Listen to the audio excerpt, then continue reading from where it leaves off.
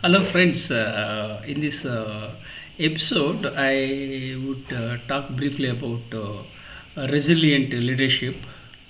And let me introduce myself. I authored 54 books, including the best selling book Sida Latinho, for which the Nobel laureate, His Holiness Dalai Lama, has written a foreword.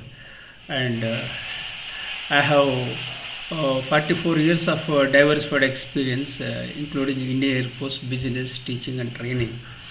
And my life is full of struggles and sufferings, and I underwent lots of challenges. And I don't have two wheeler, I don't have four wheeler. I am 62 years old. I'm a survivor of brain stroke. My right hand has been paralyzed, numb. I have lots of health challenges, and I was born into a toxic family and grew up in a toxic environment. And despite all the challenges, I rose from the ashes like a phoenix. Uh, and yesterday I went by a walk, I think around 10 to 15 kilometers I walked. Apart from that, I went to gym also. And suddenly there was a rain. So it was, I was holding a bag, and I was stuck. So I was thinking myself why things have happened, but of course you can't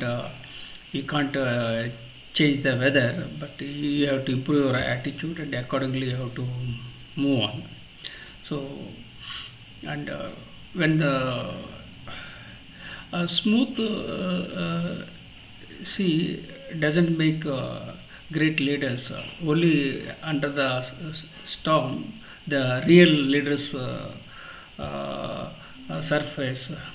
When you look at leaders like uh, Abraham Lincoln. In fact, Abraham Lincoln has been my inspiration since my childhood, and he encountered lots of challenges in his life, and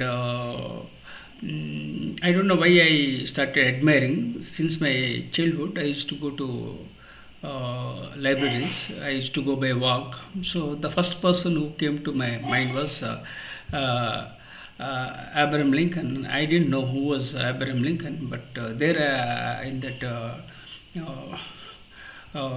there is a board where it is mentioned how Abraham Lincoln failed, then finally he became the 16th uh, American president and first Republican president. So later on I realized, and that spark led me to think about the challenges, and Abraham Lincoln is a role model for many leaders.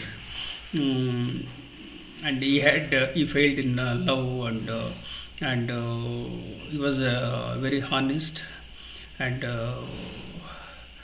I read the books, and Abraham Lincoln modernized the economy, and he abolished slavery. He strengthened federal federal structure, and united USA, integrated, abolished slavery. So like this, so many things he did it. So that is the reason why I admire Abraham Lincoln since my childhood. Now, why I'm talking about this, my own life journey is that I was betrayed and backstabbed by many people, and I encountered lots of challenges in my life, and I published books, and I wrote different types of books, and I started as a non-fiction author in the year 2010, and I published 54 books, and again COVID struck, and my right hand and right hand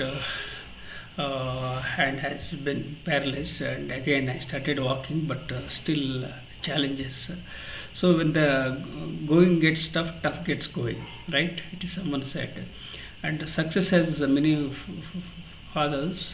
and failure is none. So when people are successful, everybody will flock around, and when you fail, even your shadow also doesn't.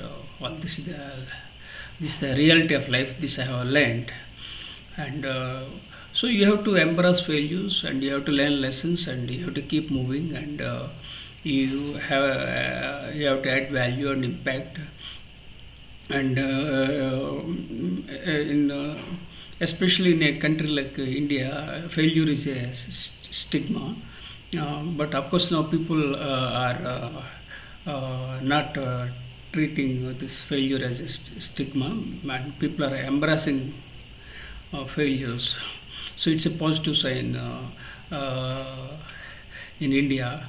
So you have to embrace failures. You have to embrace technology. You have to embrace change. The only thing constant in this world is that change. So you have to change.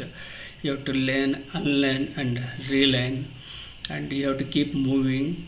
And so what you have to do is that you have to identify the important challenges and add value and impact, because you are living in this beautiful planet for a limited span. So you must utilize your time judiciously. So don't waste your time. And I wake up every day morning at 4 o'clock, night 10 o'clock I sleep, and I take rest only at my graveyard. That means I am very workaholic. Otherwise, it wouldn't have been possible for me to publish the 54 books within a span of 15 years. And within that 15 years, so 4 years, I am not able to type and eat with my right hand, and I am not able to type, and I am not able to write, and I have internal allergies, I have a chronic back pain, and so lots of challenges are there. So what you should learn in life is that you have to keep moving, and you have to gain momentum, and there is volatility, uncertainty, complexity, and ambiguity. So you have to especially because of the technology, there is no certainty, and it's very challenging. And what happens the very next in the level, that nobody can predict, especially in view of artificial intelligence. So lots of things are happening, and lots of apps are coming up, and especially Gen Z, young people are very smart and brilliant.